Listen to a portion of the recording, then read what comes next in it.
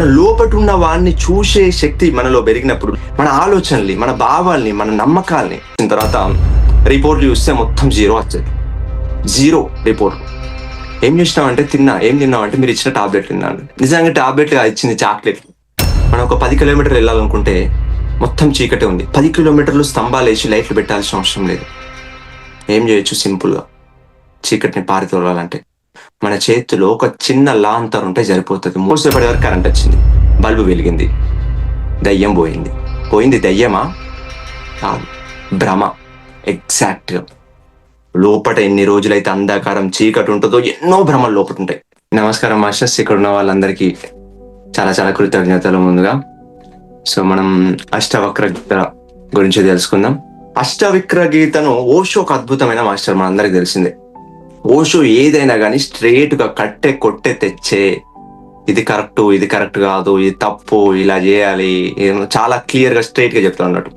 So ఇప్పుడు ఒక book ఒక వ్యక్తి చదివిందంటే సో తనకున్న జ్ఞానం ప్రకారం, తనకున్న అవగాహన స్థాయి ప్రకారం, తన జీవితంలో జరిగిన అనుభవాల ప్రకారం దాన్ని మలిచి చెప్పగలుగుతారు అన్నట్టు. సో ఇట్లా ఒక అష్టవక్ర గీతను ఒక 10 మంది చదివితే మేము సారాంశం అదైనా కానీ దాన్ని చెప్పే విధానంలో చాలా చాలా డిఫరెంట్ గా ఉంటుంది. సో ఓషో ఏ విధంగా చెప్తున్నా మనము ఒకసారి లోతుగా మనము గమనిద్దాం ఉందాం. ఓషో జనరల్ గా మనకు పొద్దున్న నుంచి సాయంత్రం వరకు మనం ఒక పరుగులో ఉంటాం. పరుగులో ఉంటే మనం ఇంట్లో ఉన్నట్టే కనిపిస్తాం. కేవలం వంట చేసి, బోళ్ళు తోమి, బట్టలు ఉతుక్కొని హాయి ఇంట్లో ఉన్నట్టు అనిపిస్తాం. బట్ ఆల్రెడీ పరుగులోనే ఉన్నాం. మనం బయటకు వెళ్ళి పరిగెత్తాల్సిన అవసరం లేదు. లోపల పరుగు అనేది స్టార్ట్ అయిపోతుంది పొద్దున్న లేవగానే టాస్క్స్ అనేది స్టార్ట్ అయిపోయినాయి అన్నట్టు. అంటే చిన్నప్పటి నుంచి మనం చాలా వరకు కండిషన్ అయిపోయినాం అన్నట్టు. అంటే ఇది ఇలా ఉండాలి, ఇది ఇలా ఉండకూడదు, ఇలా తినాలి, ఇలా ఆలోచించాలి, అంటే ఏదైతే మనకు చుట్టుపక్కల ఉన్న పరిస్థితులు ఉన్నాయో అవన్నీ మనకు నేర్పించబడ్డాయి, మనం చూసి నేర్చుకున్నాం. రెండు ఉంటాయి. సో రెండు ఉంటాయి. సో చూసి నేర్చుకున్నాం, మనకు నేర్పించబడ్డాయి కూడా. సో ఏంటంటే మనం ఇక అందులో నుంచి, ఆ లూపుల్లో నుంచి బయటకు రావడానికి మనకు అదే మనం అనుకుంటున్నాం అన్నట్టు. సో ఇక్కడ మనకు ఫస్ట్ ధ్యానం చేస్తే వచ్చే మొట్టమొదటి బెనిఫిట్స్ ఏంటంటే ఏదైతే కండిషన్ ఇచ్చిన ఆ యొక్క నమ్మకాలు, ఆలోచనలు అవన్నీ స్పష్టంగా దర్శించగలుగుతాం. వాటిని ఎప్పుడైతే స్పష్టంగా దర్శించగలుగుతామో ఇది సొసైటీ ఇచ్చింది, ఇది నేను, ఇది వాళ్ళు ఇచ్చిన నమ్మకం, ఇది నేను. ఒక ఉదాహరణకు ఎవరిని తుమ్మితే బయటకు వెళ్ళొద్దు అనే ఒక నమ్మకం బాగా బలంగా ఉందనుకోండి. సో అది ఎందుకో తెలియదు, ఆ తుమ్ముకు బయటకు వెళ్ళడానికి సంబంధం ఏదో తెలియదు. సో వాళ్ళు స్ట్రాంగ్ గా మైండ్ లో ఫిక్స్ అయిపోయి ఏదో అయితే అని బాగా నమ్మి వాళ్ళు అలా జరిగింది అనుకోండి, ఏదో ఒకటి అవుతుంది. ఎందుకంటే అక్కడ వాళ్ళు బాగా విశ్వసించారు. సో వాళ్ళు అక్కడ తుమ్మినందుకు బలం లేదు, వాళ్ళు తుమ్మిర్రు అనే ఒక నమ్మకంలోనే అది ఉంది అన్నట్టు. సో ఇట్లా మనకు చాలా రకాలైన భయాలు మనకు ఉంటాయి అన్నట్టు. ఇప్పుడు ఉదాహరణకు ఒక సముద్రం, ఒక నది తీసుకుందాం. వాటర్ లో ఒక వ్యక్తి నిజంగా చెప్పాలంటే అతను ఈత రాకపోయినా గానీ, ఈ రోజు ఫస్ట్ టైం అతను వాటర్ లోకి దిగినా గానీ అతను భయపడపోతే, ఆందోళన చెందకపోతే మునగడు. అసలు అతను కరెక్ట్ ఊపిరి తీసుకోగలిగితే మునగకుండా ఉండొచ్చు, ఈత రాకపోయినా గానీ. సో ఇక్కడ చనిపోయిన శవమేమో పైనకి లేస్తుంది, బతుకున్న వ్యక్తేమో లోపలికి ముంచుతున్నాడు. సో ఇక్కడ ఓషో పాయింట్ ఆఫ్ వ్యూలో ఏం చెప్తున్నా అంటే, నిన్ను వాటర్ ముంచుతలేవు, నువ్వే వాటర్లోకి మునుగుతున్నావు. భయపడి అందులోకి మునుగుతున్నావు. వాటర్కు ముంచే అంత శక్తి లేదు, కాకపోతే నీ భయం నిన్ను ముంచుతుంది, నీ ఆందోళన నిన్ను ముంచుతుంది. ఎవరైనా కానీ వాటర్లో పడిన తర్వాత ఏం కాదు, అరే నాకు ఈత రాదు, ఎట్లనో అని వాళ్ళు సరిగా ఊపిరి కూడా తీసుకోరు. అసలు వాళ్ళ చేతులు ఇట్లా ఆడిస్తూ ఉంటారు, మునిగిపోతూ ఉంటారు. ఎందుకంటే అక్కడ ఊపిరి తీసుకోరు. ఊపిరి తీసుకున్నప్పుడు ఏమవుతుంది, గాలి లోపల ఉండి వాళ్ళు వాటర్ మీద తేలడానికి అవకాశం ఉంటుంది. సో సరే, మరి వాళ్ళు ఈ మొత్తం ఈదడం వచ్చే వరకు నేను నదిలోకి వెళ్ళను అంటే ఎట్లా వస్తుంది? ఒక బుక్ చదువుతూ వస్తుంది ఈత. సరే, మరి బయట ప్రాక్టీస్ చేసి వస్తుందా గాల్లో? రాదు. మరి ఎలా నేల మీద పడుకొని ఈత ట్రై చేస్తే రాదు. పోవాలి, నీళ్ళలో పోవాలి, దిగాలి, బురదలో కాలు పెట్టాలి. అప్పుడు మెల్లిమెల్లిగా ముందుకు వెళ్తూ ప్రాక్టీస్ చేస్తుండాలి. ఆహా, ఓకే, ఇక్కడ కొంచెం కింద సపోర్ట్ ఉంది కదా, ఇక్కడ కొట్టుతాను, కొద్దిసేపు అట్లా కొడుతూ ఉంటూ మనం మెల్లిమెల్లిగా లోతులోకి వెళ్ళిన కొద్దీ అప్పుడు మనకు నమ్మకం వస్తూ ఉంటుంది. ఎగ్జాక్ట్ గా ఇప్పుడు మనకు ఈ ధ్యానం అనే ఒక సాధనలో కానీ, ఈ మైండ్ఫుల్నెస్ అనే సాధనలో కానీ, సో మనం ఒకే రోజు అది కాదు. అంటే ఫస్ట్ మనము ప్రాక్టీస్ చేస్తూ ఉంటే మనం గమనించడం అలవాటు అయిపోతుంది. అసలు ఇది అసలు వాటర్ నన్ను ముంచేయట్లేదు. ఈ బయట ఉన్న పరిస్థితులు ఏవి నన్ను ముంచేయట్లేదు. ఈ వ్యక్తి వల్ల నేను అసలు ఏమి ఇబ్బంది పడతలేదు. కాకపోతే ఈ వ్యక్తి వల్ల ఇబ్బంది పడుతున్న ఆలోచన నన్ను ఇబ్బంది పెడుతుంది. అర్థమైంది. ధ్యానంలో మొదట్లో ఒక 3 నెలలు ధ్యానంలోకి వచ్చిన వారం రోజులకి ఫస్ట్ టైం నా లైఫ్ లో నా ఆలోచనలు నేను గాను అని స్పష్టంగా చూసుకున్న రోజు నేను చాలా ఆశ్చర్యపోయాను. ఇంకా అప్పటి నుంచి అసలు బయట సినిమాలు చూసడం ఏం అవసరం లేదు. లోపలనే పెద్ద సినిమా ఉంది. పెద్ద మైండ్ చలన చిత్రం లోపల నడుస్తూ ఉంటుంది. పొద్దున్న నుంచి సాయంత్రం వరకు ఎన్ని విజన్స్ ఉంటాయి లోపల, ఎన్ని ఇమేజెస్ క్రియేట్ చేస్తుంది ఒక్కసారి గమనించినాం. అప్పటి వరకు అసలు బయట తొంగి చూస్తూ ఉండేది. ఆ మూమెంట్ తర్వాత అసలు బయట కాదు లోపటనే కథ మొత్తం నడుస్తూ ఉంటది. ఎప్పుడు ఎప్పుడు ఆలోచన వస్తుంది, ఒక విజన్ క్రియేట్ చేస్తుంది. ఇట్లయితే ఇట్లా అవుతుంది కావచ్చు, వాళ్ళు ఇట్లా అంటారు కావచ్చు, అరే అంటే అవమానం గురవుతాం కావచ్చు, అవమానానికి గురైతే చుట్టుపక్కల వాళ్ళందరూ చూస్తారు కావచ్చు, నాకు బాధ అనిపిస్తుంది. ఇట్లా ఆలోచిస్తుంది. వెంటనే మళ్ళీ గతం కొత్తది, అరే ఆ రోజు అలా ఆ వ్యక్తి అట్లా అన్నాడు తెలుసా. ఇదంతా మనం సూక్ష్మంగా గమనించినప్పుడు మనకు లోపల ఇదంతా అర్థమవుతూ ఉంటుంది.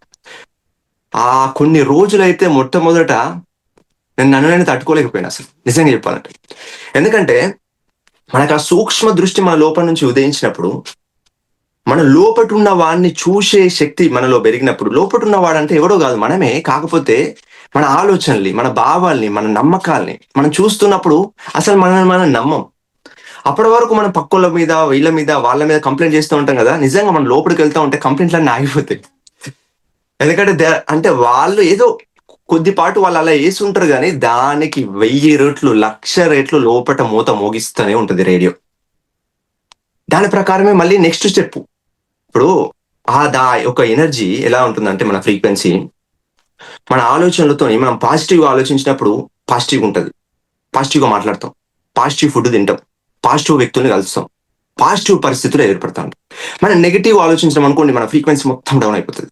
వాడు ఇట్లా చేసిండు, నన్ను ఇట్లా అన్నాడు, ఇట్లా అంటాడా, నేను వాడిని ఇట్లా అంటా అని ఎదుటి ఇంకా వచ్చే మాటలు, మన యొక్క భావాలు, చుట్టుపక్కల ఉన్న పరిస్థితులు అన్ని నెగిటివ్ క్రియేట్ చేసుకుంటాం. అక్కడ చిన్న పిల్లలు కొద్దిగా అల్లరి చేయగానే లోపల నుంచి ఫుల్ రేజ్ అయిపోతుంది వాయిస్. ఎందుకంటే వాళ్ళ మీద కోపం కాదు, అది ఎక్కడో లోపల పొద్దున నాటుకపోయింది ఒక వ్యక్తి మీద. మెల్లిమెల్లిగా నాటుకపోయి ఆ పిల్లల మీద వచ్చింది కోపం. అది ఆన్నే ఆగదు. ఇంకొక గంట 2 గంటలకు హస్బెండ్ మీదకి వెళ్ళొచ్చు, వైఫ్ మీదకి వెళ్ళొచ్చు. హస్బెండ్ అయితే ఇట్లా మనకు అది ఎక్కడ మొదలవుతుందనేది అర్థం అవట్లేదు. అంటే ఇది ఇందులో నుంచి కాదు, నా యొక్క సొంత అనుభవాల నుంచి, ఇంకా కొన్ని బుక్స్ నుంచి జోడించి మన నమ్మకాలు, మన భావాలు, మన ఆలోచనలు మన జీవితంలో ఏ విధంగా ప్రభావం చూపిస్తానో ఒక ఉదాహరణగా చెప్పడం జరుగుతుంది. ఇట్లా మనకు చాలా వరకు మన లోపల చాలా పొరల్లో నిండిపోయినాయి అన్నట్టు. సో ధ్యానం చేయడం వల్ల వచ్చే మొట్టమొదటి లాభం ఏంటంటే మనని మనం చూసుకోగలుగుతాం. అసలు నేను ఇది కాదు కదా, ఎందుకు ఆలోచన వస్తుంది ఇది అని లోపల క్వశ్చన్ వేసుకోవడం స్టార్ట్ చేస్తాం. నేను ఈ మూమెంట్ లో ఈ పలానా వ్యక్తి గురించి ఆలోచించాల్సిన అవసరం నాకు లేదు, బట్ ఎందుకు ఆలోచిస్తున్నా అనే క్వశ్చన్ వస్తూ ఉంటుంది. దాన్ని చూసిన వెంటనే కరిగిపోతూ ఉంటుంది. దాన్ని చూడకపోతే అది పట్టుకుంటుంది. మనం దాన్ని పట్టుకుంటే అదే కరిగిపోతుంది. మనం దాన్ని చూడకపోతే అది మనల్ని కమ్మేస్తుంది. ఒక కోడి పాపను ఎట్లా గంప కింద కంపేస్తామో అట్లా కమ్మేస్తుంది మన మాయలు, ఆ చీకట్లు. అంత భ్రమలు సృష్టిస్తుంది లోపటనే అంత లోపటనే. ఒక ఉదాహరణకి, ఒక రూమ్ లో చిన్న చీకటి ఉంది. రూమ్ లో ఒక వ్యక్తి కూర్చున్నాడు, కరెంటు పోయింది అనుకోండి. ఆ మూలకు ఒక షర్ట్ వేలాడుతూ ఉన్నది. దాని వచ్చే చిన్న నీడ అతనికి దయ్యంలాగా అనిపించింది. అరే ఇది దయ్యం కావచ్చు అనుకున్న వెంటనే చూడు కింద చేతుల్లాగా అనిపిస్తున్నాయి. అవునవును నిజమే, చేతులు. అరే చూడు కాళ్ళు కూడా ఉన్నాయి. అమ్మో ఇది నిజంగా దయ్యమే అని గుండె దడ పెరిగింది. హార్ట్ అటాక్ అచ్చుడే తక్కువ, అంత భయం అవుతుంది లోపల నుంచి. మస్తు భయం అయిపోతుంది లోపల నుంచి. నిజంగా దయ్యం అని ఊహించుకున్నాడు. కొద్దిసేపటి వరకు కరెంట్ వచ్చింది, బల్బు వెలిగింది, దయ్యం పోయింది దయ్యమా కాదు, భ్రమ. ఎగ్జాక్ట్ గా లోపట ఎన్ని రోజులైతే అంధకారం చీకటి ఉంటుందో ఎన్నో భ్రమలు లోపట ఉంటాయి. ఎన్నో భ్రమలు మనం సృష్టించుకుంటూ ఉంటాం. ఒక్కసారి లోపట ఆ ధ్యానోదయం, ఆ జ్ఞానోదయం, ఆ సూర్యోదయం లోపల వెలిగినప్పుడు ఈ భ్రమలన్నీ కనిపిస్తుంటాయి. లిటరల్లీ లోపల ఒక వ్యక్తి చాలా అవేర్నెస్ పెరిగి తన లోపల జరుగుతున్న దాన్ని తను చూసుకున్నప్పుడు అర్థమైపోతుంది. దీనికి దీనికి కర్త కర్మ క్రియ అన్ని నేనే చేసుకుంటాను నా జీవితానికని 100% అర్థమైపోతాను. మన లోపల జరుగుతున్న స్టోరీని మనం చూసుకున్నప్పుడు. ఎన్ని స్టోరీలు అని చూసుకుంటాం? పొద్దున్న నుంచి సాయంత్రం వరకు 70,000 ఆలోచనలు క్రియేట్ చేస్తుంది. 70,000 ఆలోచనలు అంటే మామూలు విషయం. ఇప్పటికి మనం 60,000 ఆలోచనలు, సుమారు 60,000 ఆలోచనలతో నిండిపోయింది తల. 60,000 ఆలోచనలు ఎన్నో ఎన్నో ఎన్నో పనికిరానివి ఉండొచ్చు. మనం సో ధ్యానము ఏకైక ఔషధం అంటున్నాడు ఓషో. ఏకైక ఔషధం ఎట్లా అవుతుంది? ఏకైక ఔషధం. ఒక వైద్యుని దగ్గరికి ఒక పేషెంట్ పోయిండు. సార్ నాకు చాలా రోజుల నుంచి పలానా రోగం ఉంది, నాకు మందు కావాలి సార్ రాసియండి అంటే, అక్కడ ఉన్న డాక్టరు డాక్టర్ ఇంటికి వస్తాడు.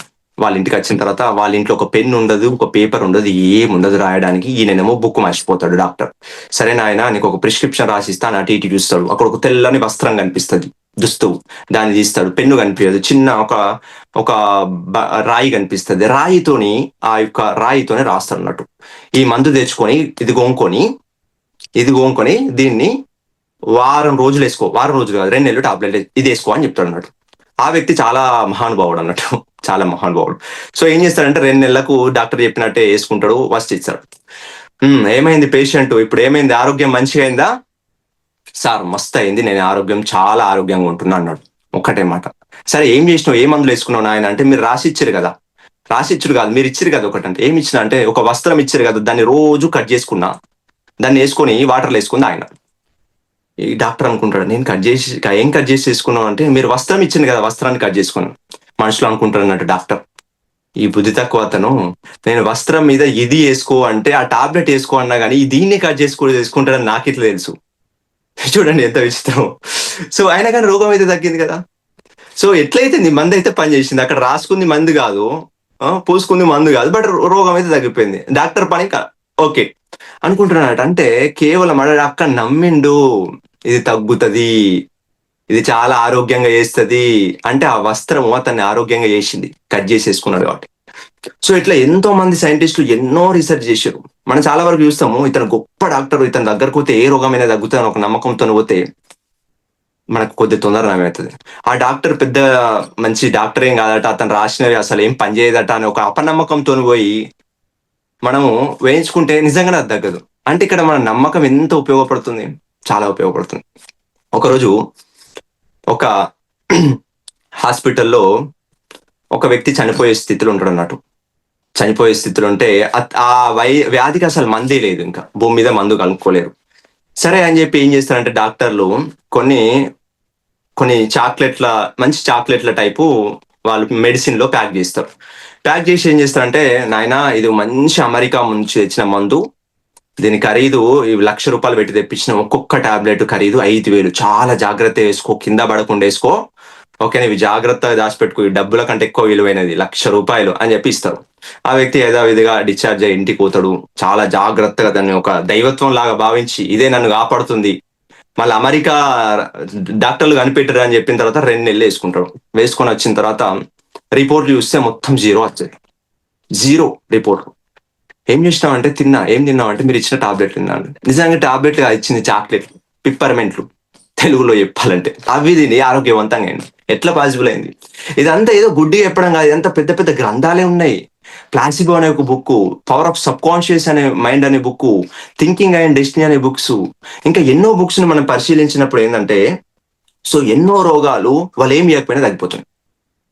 సో ఒక్కోసారి మనం గమనించవచ్చు, ఒక్కోసారి జ్వరం వచ్చినప్పుడు మనం ఏం చేస్తామంటే డాక్టర్ దగ్గరికి వెళ్ళంగానే అక్కడ ఇంజక్షన్ వేయగానే వెంటనే తగ్గిపోయినట్టు అనిపిస్తుంది. బేసిక్ గా ఇంజక్షన్ ఇచ్చిన తర్వాత లోపటిలోకి వెళ్ళి లోపల మొత్తం పనిచేసి అది మన శరీరంలో పనిచేయడానికి 2-3 గంటలు పడుతుంది. ఎట్లయింది, బాగుందా అంటే, ఇప్పుడే 5 నిమిషాలు అయింది ఇంజక్షన్ వేసుకుని, ఇప్పుడు మంచిగా అనిపిస్తుంది అంటాం. అట్టే ఎట్లా పాసిబుల్ అవుతుంది అంటే, నువ్వు స్ట్రాంగ్ గా నమ్మినావు అంటే. ఇక్కడ బాగా నమ్మేసినాం కదా, సో తక్కువ. అంటే ఇక్కడ చూడండి, ఒక వ్యక్తికి ఒక రోగం వచ్చినప్పుడు, అదే వ్యక్తి, అటువంటి రోగం వచ్చిన వ్యక్తి, ఒక వ్యక్తి తాయిత్ తీసుకుంటుండు, తాయిత్కు తగ్గిందని చెప్తున్నాడు. ఇంకో వ్యక్తి ఒక అలోపతి దగ్గరికి వెళ్తుండు, అతను తగ్గింది అంటాడు. ఇంకో వ్యక్తి ఆకులు మందులు వేసుకొని తగ్గుతుండు. ఇంకో వ్యక్తి నేనేం చేయలేదు, అంతా దేవుని దయ, దేవునికి మొక్కిన తగ్గుతుంది అంటుండు. అందరికీ తగ్గుతుంది, ఎందుకంటే వాళ్ళు ఎక్కడ పెట్టారు వాళ్ళ నమ్మకాన్ని. ఒక వ్యక్తి మందు మీద పెట్టిండు, ఒక వ్యక్తి ఆ యొక్క ఔషధం మీద పెట్టిండు, అదేంటి ఆయుర్వేదిక్ దాని మీద. ఇంకో వ్యక్తి తను వేసుకున్న తాయిత్తు మీద పెట్టిండు, కానీ అందరికి తగ్గింది. సో ఇంతకుముందు కూడా మనం ఒక ఉదాహరణ చెప్పుకున్నాం. మనకి ఒక యోగి ఆత్మకథల బుక్ లో లహరి మహాశయలో యుక్తేశ్వరగిరి అనుకుంటా, యుక్తేశ్వరగిరి దగ్గరికి వస్తాడు యోగానంద. ఏంది నాయన చాలా నువ్వు డల్లుగా కనిపిస్తున్నావు అంటే, గురువు గారు నాకు చిన్నప్పటి నుంచి జీర్ణ వ్యాధితో సమస్యతో బాధపడుతున్నా, ఎప్పుడు చాలా నేను ఇట్లే అనారోగ్యంగా ఉంటున్నా అంటే, అవునా ఆరోగ్యంగా కనిపిస్తున్నావు, ఇలా చాలా హుషారుగా కనిపిస్తున్నావు అనగానే ఏమవుతుంది, ఇంటికి వెళ్తాడు, నెక్స్ట్ రోజు హుషారుగా వచ్చేస్తాడు, చాలా ఎనర్జెటిక్ వచ్చేస్తాడు. వచ్చిన తర్వాత ఏంది యోగానంద ఇలా చాలా మస్తు కనిపిస్తున్నావు, మస్తు ఎనర్జెటిక్ కనిపిస్తున్నావు అంటే, అంతా మీరే చేసిర్రు, నిన్న మీరు నన్ను దీవించిర్రు, సో అందుకే ఎనర్జెటిక్ అయినా అంటాడు. అవునా, మరి ఇది కొంచెం డల్లు కనిపిస్తున్నావు, నిన్నటికంటే హుషారుగా లేవంటాడు. మళ్ళీ నెక్స్ట్ రోజు ఇంటికి వెళ్తాడు. నెక్స్ట్ రోజు గురువు దగ్గరికి వద్దామన్నా కానీ శక్తి సరిపోదు. కింది మీద పడి గురువు దగ్గరికి వచ్చిన తర్వాత ఏమైంది యోగానంద డల్లు కనిపిస్తున్నావు అంటే, మీరు అంటే నిన్న అన్నారు కదా నాకు శక్తి తగ్గిందంటే, నేను మొన్న మంచిగా ఉన్నావంటే మంచిగా అయింది, నీ ఆలోచనతో నువ్వు మంచిగా వేసుకున్నావు, నేనేం చేయలేదు. నిన్న నువ్వు శక్తిగా లేవు, నువ్వు చాలా డల్లు కనిపిస్తున్నావు అంటే నీ ఆలోచనలన్నీ పెట్టినవు, అది పనిచేసింది. You create your own reality, మీ వాస్తవాన్ని మీరే సృష్టించుకుంటారు అని అక్కడ కూడా యోగానంద కూడా మనకి చెప్పినట్టు చేసుకుందాం. ఇట్లా యోగానంద కదా ఎన్నో ఎన్నో బుక్స్ ప్రకారం కూడా మనం భగవద్గీత గారు అప్పుడు ఏ బుక్ అయినా కానీ అంటే మనం బయట ఉన్న వాళ్ళని సెట్ చేస్తే మన జీవితం మారుతుందా? ఏదో హస్బెండో వైఫో పిల్లలో తాతలో ముత్తాతలో ఈ బయట ఉన్న వ్యాపారాలు మారుతున్న జీవితం మారుతుందా? మారు. దేనికి తగ్గట్టు ఆ సమస్యలు వస్తూనే ఉంటాయి, దానికి తగ్గట్టు మైండ్ కంపేర్ చేస్తూనే ఉంటది. మైండ్కి ఎప్పుడు ఒక సున్నా కావాలి, 1 తర్వాత ఒక సున్నా, దాని తర్వాత ఒక సున్నా, దాని తర్వాత దేనికి అంతమంటూ ఉండదు. లాస్ట్ కు చావు బతుకుల్లో చితి మీదకి అయినా కానీ నెంబరే కావాలంటారు సో చాలా మందికి. సో ఏంటంటే దీనికి అంతం ఉండదు. అంటే ఇక్కడ మనం ఒక దీని ప్రకారం చూసిందంటే మీరు నమ్ముతున్నారు అంటే, ఇప్పుడు ఇంతకుముందు ఈత కొట్టేవాడు ఈత కొట్టకపోయినా కానీ నిజంగా ఉండొచ్చు. సో అట్లే మనం ఏంటంటే ఇక్కడ మనం ఎంతెంత అవేర్నెస్ పెంచుకోవాలి, ఎరుక పెంచుకోవాలి. ఎరుక అంటే మనం చూసేవానిగా. ఇప్పుడు ధ్యానం చేస్తే మనకు మొట్టమొదటిగా వచ్చేది అంటే ఎరుక వచ్చేస్తుంది. ధ్యానం చేస్తూ చేస్తూ చేస్తూ చేస్తున్నామంటే ఎరుక వచ్చేస్తూ ఉంటది. మనలో ఒక అవగాహన స్థాయి పెరుగుతుంది కొద్దీ మనం చూడడం స్టార్ట్ చేస్తాం, బయట వాళ్ళని చూడడం స్టార్ట్ చేస్తాం, లోపల ఆలోచనలు చూడడం స్టార్ట్ చేస్తాం. ఏమైనా ఇన్సిడెంట్ అయినప్పుడు నిజంగా వాళ్ళ తప్ప అని మైండ్ ఇక్కడ కొరుకుతుందా? సరే ఇప్పుడు తప్పైంది, ఈ క్షణంలో నేను ఏం చేయాలి? ఈ క్షణంలో ఇక్కడ నేను టీవీ ఇస్తున్నా, వాళ్ళ గురించి ఆలోచించడం ఎందుకు? ఇలా ఒక భోగికి ఎలా కనెక్షన్ ఉంటుందో మనకు ఆలోచనలకు అంతటికి కనెక్షన్ ఉంటుంది. ఆలోచనలు ఆలోచించి ఆలోచించి ఆలోచించి మనలో ఎమోషన్ వచ్చేస్తూ ఉంటది, ఎప్పుడు ఆ పీక్స్ లో ఉంటాం అన్నట్టు. సో ధ్యానం వల్ల మనకి ఏమవుతుందంటే మెల్లిమెల్లిగా ఆలోచనలు పొరుగులు కరిగిపోతూ ఉంటాయి, మన నమ్మకాలు భ్రమలు అన్ని కరిగిపోతూ ఉంటాయి. అప్పుడు లోపట ఉన్నవాన్ని దర్శిస్తూ ఉంటాం అన్నట్టు. సో ఇది చాలా చాలా ఇంపార్టెంట్. సో అదే విధంగా ఈ ధ్యానం అనేది ఔషధంగా ఎట్లా మలుచుకోవచ్చు మన జీవితంలో అనేది ఒక ఉదాహరణ తీసుకుంటే, ఒక వ్యక్తికి అసలు టైమే లేదు, పొద్దు నుంచి సాయంత్రం వరకు జాబ్ చేస్తాడు, ఇంటికి వచ్చిన తర్వాత సంసారం ఉంటుంది, పిల్లల్ని చూసుకోవాలి, వాళ్ళకు హోంవర్క్లు చేయాలి, అన్ని పనులు ఉంటాయి.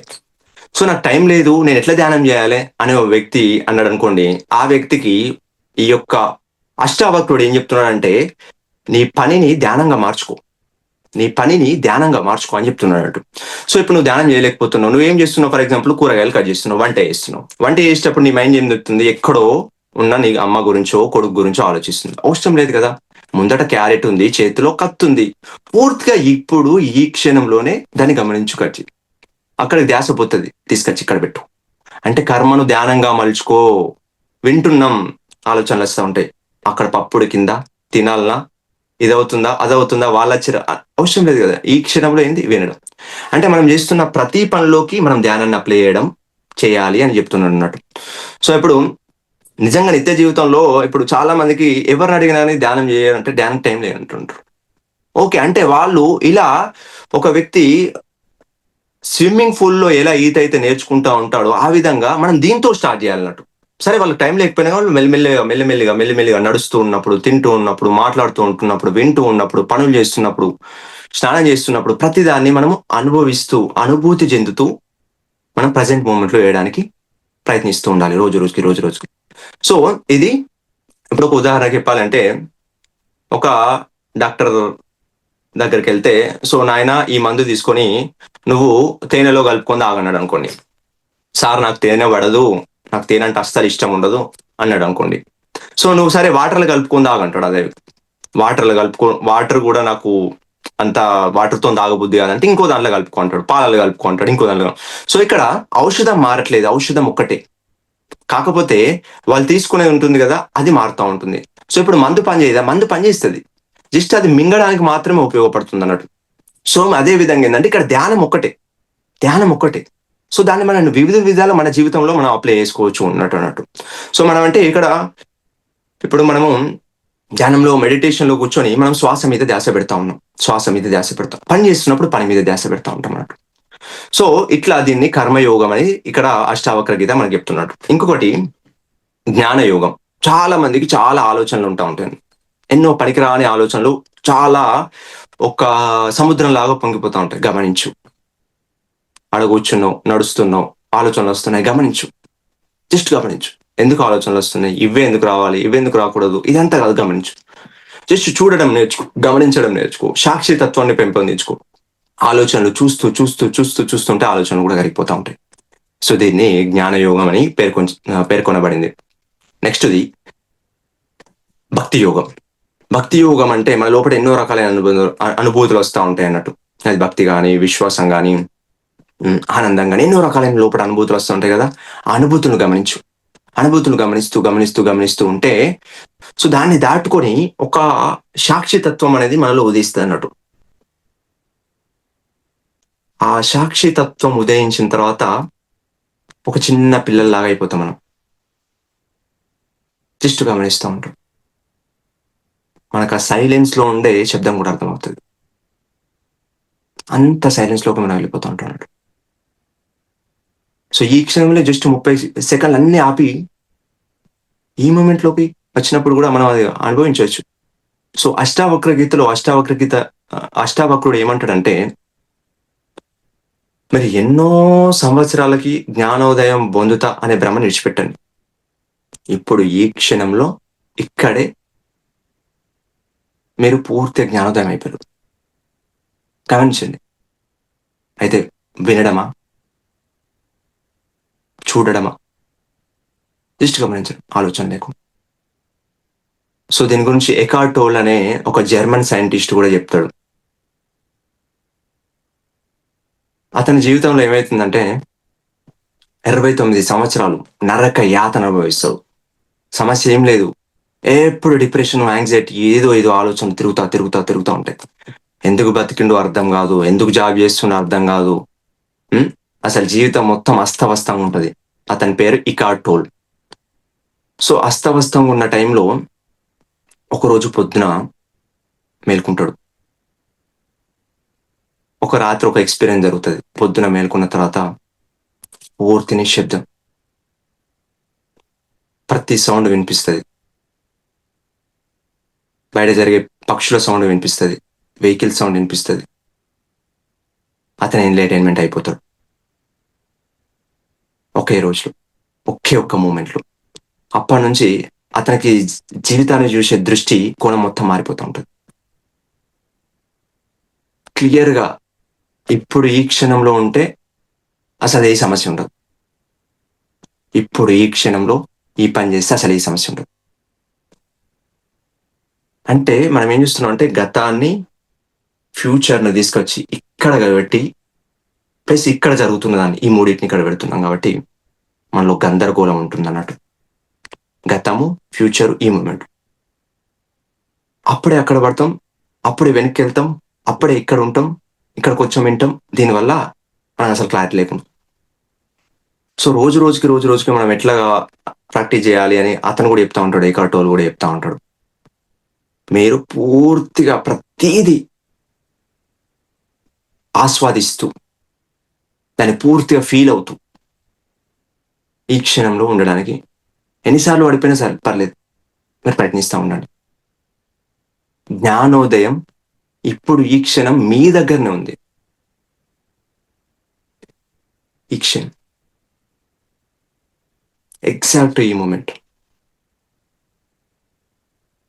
అది సాక్షితత్వం ద్వారా ఉదయిస్తుంది. అంటే కేవలం కళ్ళు మూసుకొని కూర్చోవడమే కాకుండా, అంటే మనం ధ్యానం చేయడంతో పాటు కూడా మన లోపట ఏం జరుగుతుంది అనే ఒక స్ఫురణ మనలో ఎప్పుడు ఉంటూ ఉండాలి. ప్రతిసారి కూడా చెప్తా ఉంటాడు దీని గురించి. ప్రజెంట్ మూమెంట్ అనేది ఒక గోల్డెన్ మూమెంట్ అంటాడు Patri sir. Present moment. Tulasi Dalam బుక్లో కూడా అద్భుతంగా చెప్పడం జరిగింది. ఒక వ్యక్తి ఒకానొక స్టేజ్ వెళ్ళిన తర్వాత అతను పూర్తిగా గమనిస్తూ ఉండడమే, అంటే ఆ సాక్షితత్వంతోనే జీవించడమే, అంతే, సాక్షితత్వంతో. అంటే ఇది కొంతమందికి అర్థం కాకపోవచ్చు, ఏంటి సాక్షితత్వం ఏంటి అనేది. మనం పూర్తి ఆలోచన లేని ధ్యాన స్థితిలో చాలా ఆనందంగా ఉంటాం. బేసిక్గా ఎంత ఆనందంగా ఉంటామంటే మనం వర్ణించలేం. ఎందుకంటే అక్కడ శూన్యం, ఏమీ లేదు. ఇప్పుడు కూడా మనం ఫీల్ కావచ్చు, నేను ఇక్కడ ఇప్పుడు ఈ మూమెంట్లో మనం ఫీల్ కావచ్చు. అంటే మనం ఏం చేస్తామంటే నెక్స్ట్ ఏంటి, నెక్స్ట్ ఏంటి, ఇది వింటున్నాం, నెక్స్ట్ ఏంటి, నెక్స్ట్ ఏంటి, ఏం చెప్తాడో అది కూడా అవసరం లేదు. ఈ మూమెంట్లో ఏదైతే చెప్పబడుతో అదే. అప్పుడు మన శ్వాస మనకు ఆటోమేటిక్గా తెలియడం స్టార్ట్ అయిపోతుంది. న్యాచురల్గా శ్వాస మనకు గమనించడం ఆటోమేటిక్గా అలవాటైపోతుంది. ఒక 2-3 సంవత్సరాల కింద అప్పుడు కొన్ని రోజులు లీవ్ పెట్టి దీన్ని ప్రాక్టీస్ చేద్దామని చెప్పి వెళ్ళడం జరిగింది. ఒక హిల్ స్టేషన్కి వెళ్ళడం జరిగింది, మాకు పక్కనే ఉంటుంది. వెళ్ళిన తర్వాత అప్పటికి చాలా ఆలోచనలు లోపల తిరుగుతూ ఉన్నాయి. అన్ని పక్కన పెట్టేసి ఫోను, బుక్స్ అన్ని పక్కన పెట్టేసి అలా కూర్చున్నాం. మైండ్ చెప్తుంది అక్కడికి వెళ్ళు, ఇక్కడికి వెళ్ళి, ఇది ఆకలి అవుతుంది, ఎండ కొడుతుంది, చలి పెడుతుంది, దోమ కొడుతుంది, ఎన్నో చెప్తా ఉంది. అయినా కదలలేదు. అక్కడి నుంచి 1-2 గంటలైంది. శరీరాన్ని కర్మ మొత్తం ఆపేసినాం. కర్మ మొత్తం ఆపేసిన తర్వాత నెక్స్ట్ ఆలోచనలు తిరుగుతూ ఉన్నాయి. ఇట్లా కూర్చుంటే ఎట్లా, ఇట్లా లీవ్ పెడితే ఎట్లా, ఇట్లయితే ఎట్లా, వాళ్ళు ఇట్లా, ఇది అట్లా అని చెప్పడం మొదలు పెడుతుంది. 1-2 గంటలు దీన్ని కూడా చూస్తూ చూడడమే, గమనిస్తూ అలాగే ఉండిపోయాను. దాని తర్వాత లోపల నుంచి అలజడి స్టార్ట్ అయిపోతుంది. జీవితం ఎట్లా, అది ఎట్లా, ఇది ఎట్లా. దాన్ని కూడా గమనిస్తూ ఉన్నా. అదొక 1-2 గంటలు గడిచిపోయింది. సమయం సుమారు 1-2 అయింది. 2 తర్వాత అక్కడి నుంచి పోయి ఒక పార్క్లో కూర్చున్నా. కాళ్ళు వేసుకొని ఇట్లా కూర్చున్నా, అంతే, కాళ్ళల్లో కాళ్ళు పెట్టుకుని. ఆల్మోస్ట్ కొన్ని గంటల పాటు నా లోపట ఆనంద స్థితి ఉంది తప్ప వేది లేదు. పొద్దున 9 గంటల నుంచి 1 గంట వరకు ఎప్పుడైతే నా మనసు చంచలంగా ఉండి నేను ప్రస్తుత క్షణంలో లేనో, జీవితం మొత్తం దుఃఖము, అశాంతి, అసలు ఏమీ లేనితనం ఉంది. అది 1-2 దాటిన తర్వాత లైఫ్ ఈజ్ బ్యూటిఫుల్ అనిపించింది. జీవితం ఎంత బ్రహ్మాండమైంది, ఎన్ని విధాలుగా ఉన్నాయి, నాకు చాలా ప్రశాంతంగా ఆనందంగా అనిపించింది. పొద్దునకు సాయంత్రంకి ఏం లాటరీ తలగలేదు అక్కడ ఆనందంగా ఉండడానికి. ఉన్న భ్రమలు ఎగిరిపోయినాయి. లోపట భ్రమలు ఉండే పొద్దున, ఆ భ్రమలన్నీ మధ్యాహ్నం వరకు ఎగిరిపోయినాయి. సో మళ్ళీ ఎప్పుడైతే మనకు ఆ సాధన తగ్గి మళ్ళీ మనం ప్రపంచంలో పడుతూ ఉంటే మళ్ళీ భ్రమలు స్టార్ట్ అయిపోతుంది. అంటే మనం ఒకానొక స్థితిలో పూర్తిగా ఒక సోల్జర్ ఎట్లుంటాడు, ఒక మంచి గన్ను పట్టుకుంటాడు, బుల్లెట్ ప్రూఫ్ జాకెట్ వేసుకుంటాడు, షూస్ వేసుకుంటాడు, 24 అక్కడ డ్యూటీలు ఉన్నంతసేపు 10 గంటలు రెడీగా ఉంటాడు. ఎప్పుడు ఎవరు అటాక్ చేసినా కానీ డైరెక్ట్ గన్ను పెట్టడానికి. అంత అలర్ట్గా ఉంటేనే ఆ వర్క్ నడుస్తుంది, సోల్జర్ వర్క్. లేదు నేను అట్లా ఇటు నిద్రపోయినట్టు ఉంటా అంటే ఆ వర్క్ సెట్ కాడు. ఎగ్జాక్ట్ గా మనం కూడా ఒక స్పిరిచువల్ వారియర్ కావాలి, ఒక స్పిరిచువల్ సోల్జర్ కావాలి. ఏం జరుగుతుందని గమనిస్తూనే ఉండాలి. మన ధ్యాసనే మన బుల్లెట్. మన ధ్యాస ఎప్పుడు కేంద్రీకరిస్తుంది. పడిపోతాం, మస్తు సార్లు పడిపోతాం, పర్లేదు, ఒక్కసారి లేద్దాం, 2 సార్లు లేద్దాం, పడిపోయినా ప్రతిసారి లేద్దాం. ఈ ప్రాక్టీస్ మనం చేస్తూ ఉంటే మనకు అవగాహన వస్తూ ఉంటుంది అన్నట్టు. సో ఇట్లా అష్టావక్రుల యొక్క పూర్తి జ్ఞానం ఎట్లా ఉందంటే, నువ్వు పోయి గంటల ఆడ కూర్చో, ఇప్పుడే ఈ క్షణమే నువ్వు ఆల్రెడీ ఎన్లైటెడ్ వద్దినావు, నువ్వు దాన్ని అర్థం చేసుకుంటా అంటాను. ఈ క్షణమే, ఇంకా రేపు ఎల్లుండో కాదు, ఈ క్షణమే దాన్ని నువ్వు అనుభవించచ్చు. అదే నువ్వై ఉన్నావు. జస్ట్ వెలుగై, లైట్ అయ్యి, లోపల స్విచ్ వేసేస్తే అయిపోతాయి, అన్ని భ్రమలు పోతాయి. ఇదేమవుతుందో, వాళ్ళు ఏమవుతారో, వీళ్ళకి పెళ్లిళ్ళు కావాలి, వాళ్ళకి ఇది అయింది, ఇదన్నీ క్రియేట్ చేస్తుంది. ఏది ఎప్పుడు ఎలా జరగాలో జరుగుతూ ఉంటుంది. మనం చేసేది మనం చేసుకుంటాం. ఈ రేడియోనా ఆపగలగాలి అన్నట్టు. ఆపడం అంటే ఏం లేదు, చూడగలగాలి. సో ఇది. సో అలా మనం ఈ యొక్క ఇంతకుముందు చెప్పినట్టు మన యొక్క కర్మల్ని చేస్తున్నప్పుడు ఏ పని చేస్తున్నా గమనిస్తూ ఉండడం, ఆలోచనలు గమనిస్తూ ఉండడం, లోపటి నుంచి వస్తున్న ఆ యొక్క ఆవేదనలు గమనిస్తూ ఉండడం, అట్లా సాక్షితత్వం అట్లా పెంపొందించుకుంటూ ఉంటే మనము ఇంకా చూస్తూ ఉంటాం అన్నట్టు. మనలో ఉన్నవాడిని చూస్తూ ఉంటాం, బయట ఉన్నవాడిని చూస్తూ ఉంటాం అన్నట్టు. సో ఇది అనుభవపూర్వకంగా దర్శించేది అన్నట్టు. అంటే ఇది కంప్లీట్ గా అనుభవపూర్వకమైన ఇది అన్నట్టు. ఇది అర్థం చేసుకునేది కాదు, అనుభవపూర్వకంగా దీన్ని ఫీల్ అయ్యేది అన్నట్టు. For example let's say 1 minute be alert for 1 minute. ఒక్క నిమిషం చాలా అలర్ట్గా ఉందాం, ఈ క్షణంలోనే ఉందాం.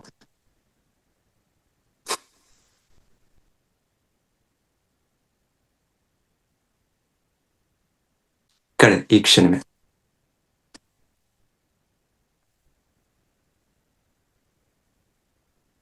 ఏది వచ్చినా గమనిద్దాం.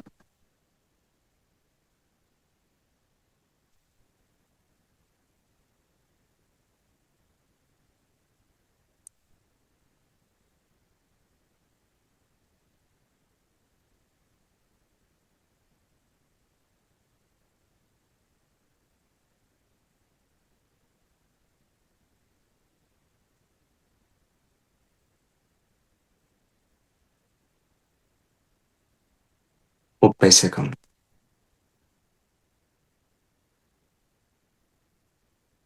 ఏదైనా గమనిద్దాం, ఆలోచనలు వస్తే ఆలోచన గమనిద్దాం.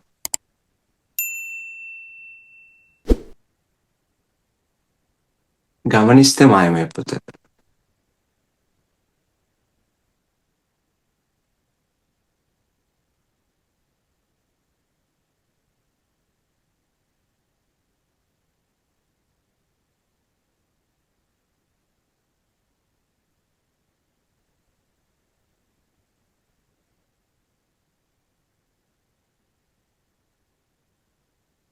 రైట్.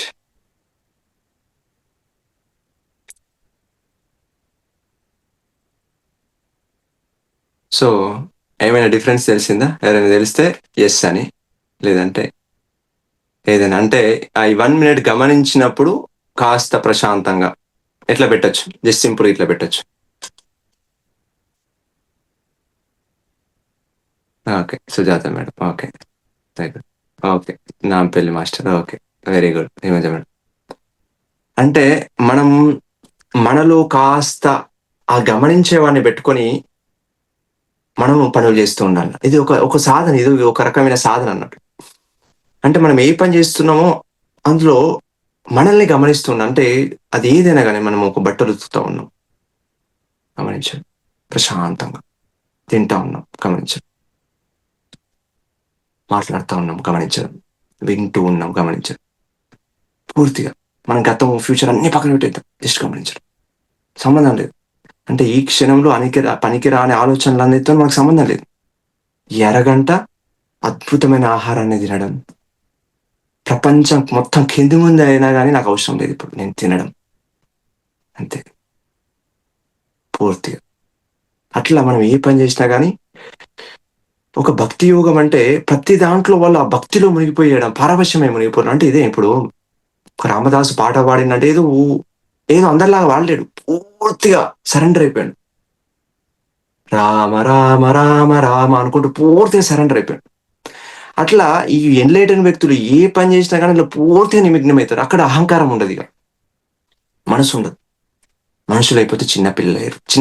మనం ఒక 10 కిలోమీటర్లు వెళ్ళాలనుకుంటే మొత్తం చీకటి ఉంది, 10 కిలోమీటర్లు స్తంభాలు వేసి లైట్లు పెట్టాల్సిన అవసరం లేదు.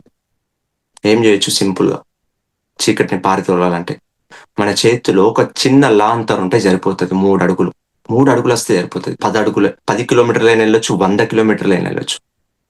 ఎగ్జాక్ట్ గా మనం ధ్యానం అనే ఒక లైట్ ని పెట్టుకున్నప్పుడు మనకు డెస్టినేషన్ ఏదో ఒక రోజు రీచ్ అవుతా ఉంటాం అన్నాడు. బయట ఎటువంటి అని ఉండని ఇష్టం మన చేతిలో ధ్యానం దాన్ని పట్టుకున్నప్పుడు.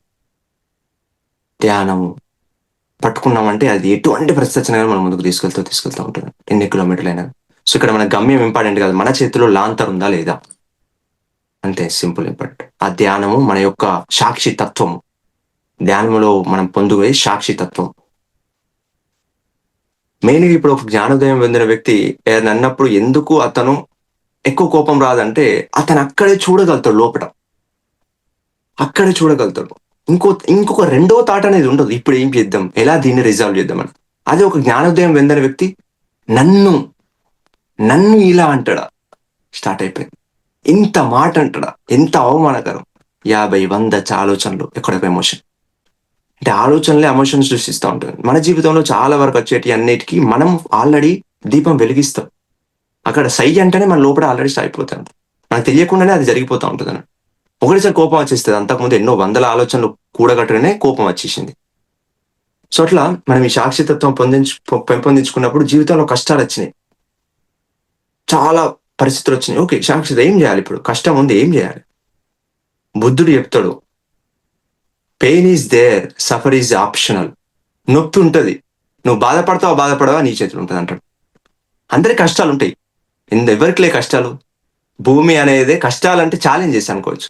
స్కూల్కి వెళ్ళిన తర్వాత పాఠాలు ఉండయా? స్కూల్కి వెళ్ళిన తర్వాత ఆ పిల్లగాన్ని ఒక క్లాస్ రూమ్ లో కూర్చున్నట్టు ఎంజాయ్ అంటే మన తల్లిదండ్రులు ఊరుకుంటామా? నేను ఇన్ని లక్షల ఫీజు కడుతున్నా, నువ్వు తిట్టి బుద్ధి చెప్పి నువ్వు స్ట్రిక్ట్ చెప్పు పాఠాలు అంటాం కదా. మరి ఆత్మ, ఈ శరీరం అనే ఒక పిల్లగాన్ని భూమి మీదకి తెచ్చుకున్నప్పుడు కూర్చొని ఇస్తుందా? కూర్చొనియదు కదా. వెళ్ళు, సవాళ్ళు అనుభవించు, కర్మలు తీర్చుకో, జ్ఞానం నేర్చుకో అని మనది మనం క్రియేట్ చేసుకుంటా ఉంటాం. సో అందుకే కష్టాలు, అవమానాలు, మానాలు అన్ని మంచికి, కాబట్టి ఎట్లా మనం రిసీవ్ చేసుకున్నా ఇంపార్టెంట్. కోటీశ్వర్లకు ఈరోజు బిలీనియర్స్ కు లేవు ఆ కష్టాలు. బిలీనియర్స్ కష్టాలు లేకుండా ఉన్నారు, వాళ్ళు చాలా ఆనందంగా ఆహాహా అనుకుంటుంటలేరు కదా. మరి ఏం లేకుండా చెట్టు కింద గోచిగుడ్డు కట్టుకున్న ఒక యోగి ఎలా ఆనందంగా ఉంటుండే, ఎప్పుడు అధిగమించిండు, జయించిండు. ప్రపంచాన్ని కాదు, తనను తను జయించిండు, విశ్వాన్ని జయించినట్టే.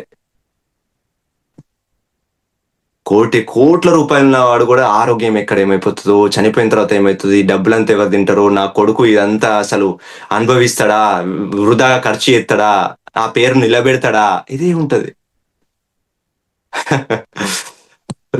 సో మనం అంత యోగి స్థితిలోకి మనం వెళ్ళడానికి ఎప్పుడు నిరంతరం మనం ప్రయత్నిస్తూ ఉండాలి. నిజంగా అంటే ఈ డిస్కషన్ అంతా ఇందులో లేదు, కానీ సహజంగా ఇది ఎందుకు చెప్పాలనిపిస్తుంది నాకు కూడా తెలియదు, సహజంగానే వస్తుంది. సో అట్లా మనము ఎప్పుడు మనం ఈ ధ్యానం అనే ఒక ఔషధాన్ని ద్వారా ఎప్పుడు వెళ్తూ ఉండాలన్నట్టు. ఇక్కడ 2 రకాల విషయాలు చెప్పడం జరిగింది అన్నట్టు. చాలా వరకు లేడీస్ ఏడుస్తూ ఉంటారు, చిన్న మాట అన్న, హస్బెండ్ అన్న, ఇంట్లో గొడవైనా కానీ వాళ్ళ కన్నీళ్ళు జలపాతం లాగా గారుతూ ఉంటది. అదే అబ్బాయి కూడా, అంటే మగవాళ్ళకు కూడా అదే కష్టం వస్తుంది ఇంట్లో. అతను చాలా బ్రేవ్ ఉంటాడు, అతను కూడా లోపల కుమిలిపోతా ఉంటాడు, కన్నీళ్ళు అక్కడ ఆగిపోతా ఉంటాయి. ఎందుకంటే మగవాడు కదా. మగవాళ్ళు ఏడుస్తారా అనేది చిన్నప్పటి నుంచి బాగుంది. చిన్నప్పుడు అమ్మ చెప్పింది, చెల్లెలెక్క ఏడుస్తావా, మగోనివి నువ్వు ఏడద్దు. స్కూల్లో చెప్పారు, ఆడోళ్ళకి ఏం ఏడుస్తున్నావు బై, ఏడవకని చెప్పారు, ఏడలే.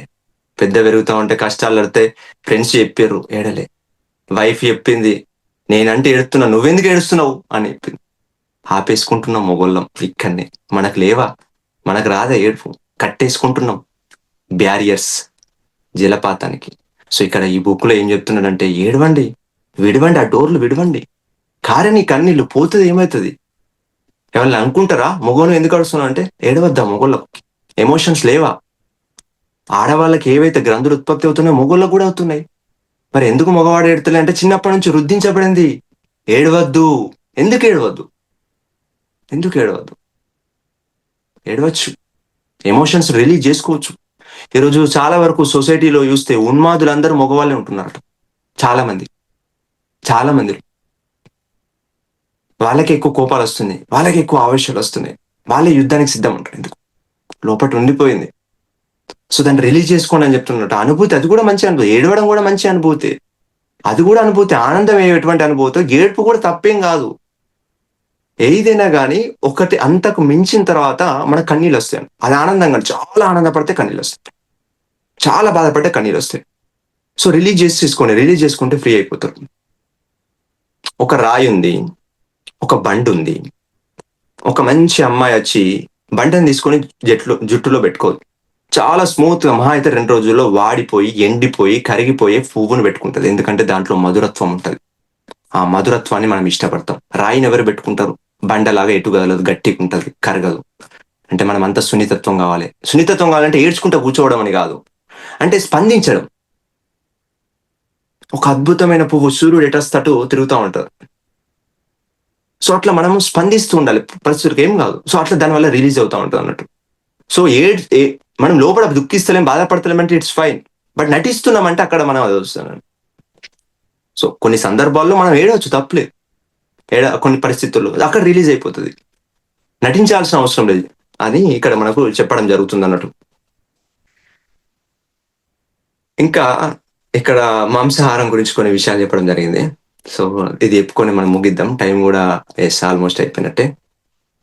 ఇంకా చాలా విషయాలు నాకు ఫ్యూచర్‌లో కుదిరితే అష్టవక్ర గీత గురించి కొన్ని అద్భుతమైన విషయాలు నాకు నచ్చినవి తీసుకొని చెప్పడానికి ప్రయత్నం చేస్తా. ఈ యొక్క ఒక యోగి ఆత్మకథ తర్వాత. సో, అయితే ఇప్పుడు ఒక వ్యక్తికి చిన్నప్పటి నుంచి ఈ మాంసం తినొద్దు, ఇది తినొద్దు అని చెప్తూ ఉంటే, ఆ వ్యక్తి వాళ్ళు చెప్పింది విని నమ్మడు. నమ్మి తినకుండా ఉంటాడు. బట్ ఒకానొక ఏజ్ వచ్చిన తర్వాత ఆ వ్యక్తి ఫ్రెండ్స్‌తోనో బయట దేశం వెళ్ళినప్పుడు తినే అవకాశం ఉంటది. ఎందుకంటే ఇక్కడ బయట నుంచి అచ్చిందది. ఇది జేయాలి, ఇది జేయకూడదు, ఇలా ఉండాలి, ఇది సో, ఇదొక రకమైనది. ఒక వ్యక్తికి లోపటి నుంచి ధ్యానం జేసి తెలుసుకున్నాడు. దాంట్లో ఉంది నేనే. ఇది కర్మ. నేను దాన్ని గిల్లుతే అదొచ్చి నన్ను గిల్లుతది ఏదో ఒక రోజు. అనే ఒక స్ఫురణ అతనికి కలిగినప్పుడు 100 మందొచ్చి బలవంతం జేసినా గాని అతను మాంసం ముట్టుకోడు. ఇక్కడ మార్పు లోపటి నుంచి ఉదయించింది. బయట నుంచి రాలేదు. సో, చాలా వరకు కొంతమంది వాళ్ళు దొంగతనం జేసినోళ్ళు, లంగతనం జేసినోళ్ళు మంచిగా బతుకుతున్నారు, హాయిగా ఉంటున్నారు. వాళ్ళకేం జేయడు దేవుడు అనుకుంటారు. నిజంగా చెప్పాలంటే వీళ్ళలో గూడా నేను దొంగతనం జేస్తే, లంగతనం జేస్తే మంచిగుండు గానీ పోలీసులు పట్టుకుంటారనే భయపడతారు గానీ వీళ్ళ లోపల గూడా ఆలోచన ఉంటదన్నట్టు. ఇక్కడ ఈ బుక్ ప్రకారం అంటే నేను చెప్తుంది గాదు. ఈ బుక్ ప్రకారం. నాకు గూడా అంటే అనిపిచ్చింది. అంటే వాళ్ళలో అంత ఇప్పుడు అంత దొంగతనం జేసి కూడా వాళ్ళు మంచిగా బతుకుతుర్రు. వాళ్ళ జీవితమే మంచిగుందంటే ఇక్కడ గూడా ఎంతో కొద్దిగా దొంగతత్వం ఈ మనిషిలో గూడా ఉంది. కాకపోతే బయట పడతలేదు అంతే సింపుల్. ఆలోచన రూపంలో ఉంది. ఏదో ఎవరో పోలీసులు పట్టుకుంటారనో, ఎవరో తిడతారనో ఏదో అంటే దాన్ని చర్య రూపంలో పెడతలేరు. అంటే ఇక్కడ మనము మన లోపల నుంచి మనం బాగా అర్థం చేసుకోవాలి. అంటే మన మన ఆలోచనలు గూడా మనమేందో మనకు అర్థమైపోతా ఉంటదన్నట్టు. సో, ఇక్కడ ఇది దేని ప్రకారం అంటే మార్పు అనేది నిజంగా లోపలి నుంచి ఉండాలని చెప్పడం జరుగుతుందన్నట్టు. ఇంకో ఉదాహరణ తీసుకుంటే ఇప్పుడు ఇంతకుముందు ఉదాహరణలో మనం చెప్పినాం గదా! ఒక వ్యక్తి వాళ్ళ ఇంట్లో జెప్పిర్రు. కాపోతే మాంసం తిన్నాడు. ఇంకో వ్యక్తికి వాళ్ళ ఇంట్లో చెప్పలేదు. చిన్నప్పటి నుంచి మాంసం తిన్నాడు. కానీ ధ్యానం ద్వారా తనకు తాను అనుభవం పొంది తింటలేడు. ఎంతమంది చెప్పినా. అవసరమైతే నన్ను చంపు. కానీ నేను దాన్ని చంపను అని ఉంటున్నాడు. ఎందుకంటే ఏది అసలైన మార్పు? ఆ పరమాత్మ, ఆ డివైన్ మనలో చూపేది మీద మీద మార్పు కాదు. అంటే ఎవరి భయం వల్లనో, కట్టుబాట్ల వల్లనో, ఎవరి బాధతోనో మార్చేది మార్పు గాదు. నటన. మనం పూర్తిగా జీవించడం అలవాటు చేసుకోవాలి. అంటే ధ్యానం వల్ల ఏమైతుందంటే న్యాచురల్‌గానే మనకు అలవాటైపోతది. ఏది తినాలి, ఏది తినొద్దని. ఇప్పుడు మనకు అర్థమైపోద్ది. ఒక జీవిని ఇంతకుముందు ఆ జంతువుని చంపుతూ ఉంటే మనమే దగ్గరుండి కోపిచ్చినాం. చాలా మంది మాంసం తిన్నవాళ్ళు. దగ్గరుండి కోపిచ్చి వండుకొని తిన్నాం. ఇప్పుడు నిజంగా అదే జంతువును వేరే వాళ్ళు కోస్తుంటే కన్నీళ్ళొస్తున్నాయి. వీడియో వస్తే వీడియోని వెంటనే నేను డిలీట్ చేశా. కన్నీళ్ళొస్తున్నాయి. ఎక్కడి నుంచి వస్తున్నాయి కన్నీళ్ళు? లోపట కనెక్ట్ అయిపోయాను మన యొక్క సోర్స్‌తోని. సో, అదే చిన్నప్పటి నుంచి వాళ్ళని చెప్తే రాకపోవచ్చు. ఇది తప్పు అని. అంటే మన మార్పు లోపటి నుంచి మనకు ఉదయిస్తది. సో, ధ్యానమే ఔషధం. ధ్యానం జేయడం వల్ల లోపటి నుంచి మనకు ఆటోమేటిక్‌గా స్ఫురణ కలుగుతా ఉంటుందన్నట్టు. ప్రతి ఒక్క దాని పట్ల. ఓన్లీ ఆహారం పట్ల అని గాదు. ఎలా మాట్లాడాలి? ఎలా మాట్లాడదు? మన మాటల వల్ల వేరే వాళ్ళకి ఇబ్బంది కలగొద్దు. మన ఆలోచనల వల్ల వేరే వాళ్ళకి ఇబ్బంది కలగొద్దు. మన కర్మల వల్ల వేరే వాళ్ళకి ఇబ్బంది కలగనేది ఎవరైతే ధ్యానం జేసి వాళ్ళ అంతరంగంతోని కనెక్ట్ అవుతారో వాళ్ళు కరెక్ట్‌గా జీవించగలుగుతారు రోజు. వేరే వాళ్ళేదో కట్టుబట్లు పెట్టి బలవంతంగా ఇలా జెయ్యి అనడం ఉండదింకక్కడ. వాళ్ళకి ఆ స్ఫురణ కలుగుతా ఉంటుందన్నట్టు. సో, ఇట్లా ఇదే క్వెషన్ ఒక మహావీరుడు అనే ఒక వ్యక్తిని అడిగితే, మీరు మాంసం తినే వాళ్ళందరూ గట్టిగుండరట, ఎక్కువ రోజులు బతకరట అని ఒక వ్యక్తి అంటే, మహావీరుడు అనే ఒక జ్ఞానోదయం పొందిన వ్యక్తి ఏం చెప్పేవాడు అంటే ఏం చెప్పి ఉండేవాడు అని చెప్తున్నాడంటే, బలంగా ఓకే. ఎక్కువ రోజులు బతకపోతే ఏమవుతది? ఎందుకు ఎక్కువ రోజులు బతకడం ఎందుకు? వాటిని చంపుకొని తినడానికా? వాటిని కొయ్యడానికా? కాదు గదా! తక్కువ రోజులే బతుకుదాం. అరే! పంది లెక్క 10 ఏళ్ళు జీవడం కంటే నందిలాగా 4 నెలలు జీవించడం న్యాయం గదా! సో, ఉత్తమమైన మార్గంలో, ధర్మ మార్గంలో, సత్య మార్గంలో ఉన్న కొన్ని తీసుకుంటున్న ఊపిరులైనా గాని అద్భుతంగా జీవిద్దాం. 1000 సంవత్సరాలు బతకాల అవసరం లేదు అధర్మ మార్గం. ఇంకా కర్మను మూట కట్టుకోవడానికా అని చెప్తున్నాడన్నట్టు. ఒక్క మాటలో చెప్పాలంటే. ఈ మాంసం తిన్న వాళ్ళందరికీ న్యూట్రిషన్స్, ప్రోటీన్స్ ఇవన్నీ ఎక్కడి నుంచొస్తాయి? వాళ్ళు చాలా వీక్ ఉంటారట గదా! ఎట్లా అంటే? అంటే ఇప్పుడు బలంగుండి పోయి యుద్ధం జేయాలనా? ఎవరితోన్నా గొడవ పెట్టుకోవాలనా? ఆ! లేకపోతే కండలు చూపించాలా? అవును ఇట్లే ఉంటాం. అని మహావీరుడు చెప్పి ఉండేవాడట. అయితే ఏమైతది? అయితే మహా అయితే ఏమైతది? నేనచ్చిందేదో బలంగుండడానికో, 100 ఏళ్ళు జీవించడానికో గాదు. ఉత్తమమైన లక్ష్యం కోసం భూమి మీదకొచ్చిన. ఆ ఉత్తమమైన లక్ష్యాన్ని అసలు సిసలైన బహుమతిని తీసుకొనే పోతా నేను. అని ఉండేవాడటట. సో, ఈ ఈ బుక్‌లో అలా చెప్పబడిందన్నట్టు. సో, అట్లా ఏదో చిన్న చిన్న వాటికి రాలేదు నేను. ఆ యొక్క దైవత్వమే నేను అని తెలుసుకొని ఇప్పడానికొచ్చినానన్నట్టు. సో, ఇంతకుముందు ఈ వ్యక్తి అరే వాళ్ళు దొంగతనం చేసి మంచుకున్నారనే వ్యక్తి అదే ఒక జ్ఞానోదయం పొందితే చిన్న చిన్న దొంగతనాలు చేసి ఆఫ్టర్ ఆల్ ₹1,00,00,000 దోచుకున్నారు గానీ దానివల్ల ఎంత కృంగిపోతుర్రు వాళ్ళు. వాళ్ళని వాళ్ళు దూరం చేసుకుంటున్న ఆ కర్మ కోసం మళ్ళా జన్మ తీసుకోవాలి. మళ్ళా ఒక ప్లానేసుకోవాలి. మళ్ళా ₹1,00,00,000 వీళ్ళ నుంచి దొంగిలించబడాలి. ఎంత దుఃఖం, ఎంత అజ్ఞానులు. చిన్న చిన్న ₹1,00,00,000 కోసం జీవితాన్ని త్యాగం చేసుకుంటున్నారని వీళ్ళ దృక్పథం ఉంటది. చూడండి 2 రకాల వ్యక్తులు. ఇక్కడ చాలా మనకు డిఫరెన్స్ అర్థమవుతుంది గదా! ఈ అష్టావక్రులతని ఒక అండర్‌స్టాండింగ్‌లో 2 రకాల వ్యక్తులు. ఒక వ్యక్తి దృష్టి మొత్తం డిఫరెంట్‌గా ఉంది. పైనుంచి చూస్తున్నాడు, ఆత్మ నుంచి చూస్తున్నాడు. ఒక వ్యక్తి మొత్తం దృష్టి కింద నుంచి చూస్తున్నాడు. ప్రెజెంటు ఏదైతే ఆనందంగా ఇస్తుంది, ఏదైతే ఆహ్లాదంగా ఇస్తుందో దాని మీద కాన్సంట్రేషన్ చేస్తుంది. మిగతాదంతా ఇడిచిపెడుతున్నాడు. ఈ వ్యక్తి మాత్రం ఇదంతా త్యాగం లాగానే అనిపిస్తలేదు. వీళ్ళే త్యాగం చేస్తుర్రు అనిపిస్తుంది. వీళ్ళే పిచ్చోళ్ళు అసలు అద్భుతమైన ధ్యానాన్ని త్యాగం చేస్తున్నారు. మంచి టైంలో ధ్యానం చేయొచ్చు. అద్భుతమైన శాకాహారాన్ని త్యాగం చేస్తున్నారు. అజ్ఞానులు కాకపోతే ఏంటి? పోయి గోతిని తవ్వుకుంటున్నారు. ఎంత త్యాగమూర్తులు వీళ్ళనుకుంటారు. చాలా మంది ఏమనుకుంటారు, భౌతిక ప్రపంచంలో ఉన్న వాళ్ళు ఏం పని చేయట్లేదు. లేదంటే వాళ్ళు ఇంతకుముందు డబ్బుల మీద ఎక్కువ ఆపేక్ష లేదు. వాళ్ళు అసలు భౌతికంగా ఎదగట్లేదు. రిచ్‌గా అవ్వట్లేదు. వాళ్ళు బీదవారుగానే ఉంటరు. కనిపిస్తున్నారు అంతే. ఆత్మ ఎదుగుతుంది. సరే ఎట్లా కనిపిస్తదంటే వేరే వాళ్ళకి కల్పించాల్సిన అవసరం లేదు. వాళ్ళకు క్లారిటీ ఉంటే చాలు. ఈ జీవితంలో నాలో ఎన్ని మార్పులొస్తున్నాయి? ఎన్ని గుణాలను పెంపొందించుకుంటున్నా? ఎన్ని సరికానియన్ని తీసేసినా? ఎటువంటి సరియైన జీవితాన్ని నేను పెంపొందించుకుంటున్నా? ఎంత ఆత్మ ఎదుగుతుంది? ఎంతమందికి సహాయం చేయగలుగుతున్నా? ఎన్ని జీవితాలకి ఇంతకుముందు మాంసం తినేవాళ్ళని ఇప్పుడు శాకాహారంగా మారిన అని మనకు తెలిసే ఎవరికైనా చూపియాలా మన ఎదుగుదల? వచ్చి చూడు నేను ఇంత మారినా అని అవసరం లేదు. సరిపోతది మనకు అర్థమవుతది. సో, జనరల్‌గా ఈరోజు చెప్పాలనుకున్న టాపిక్‌లో నుంచి కాకుండా న్యాచురల్‌లో కొన్ని వర్డ్స్ వచ్చాయి. కానీ డిఫరెంట్‌గా బాగుంది. సో, ఇంకొక రోజు మనం అష్టావక్ర గీత ఎప్పుడైనా చెప్పుకుందాం. థాంక్ యూ సో మచ్ ఇంత మంచి అవకాశం ఇచ్చిన మీ అందరికి. సో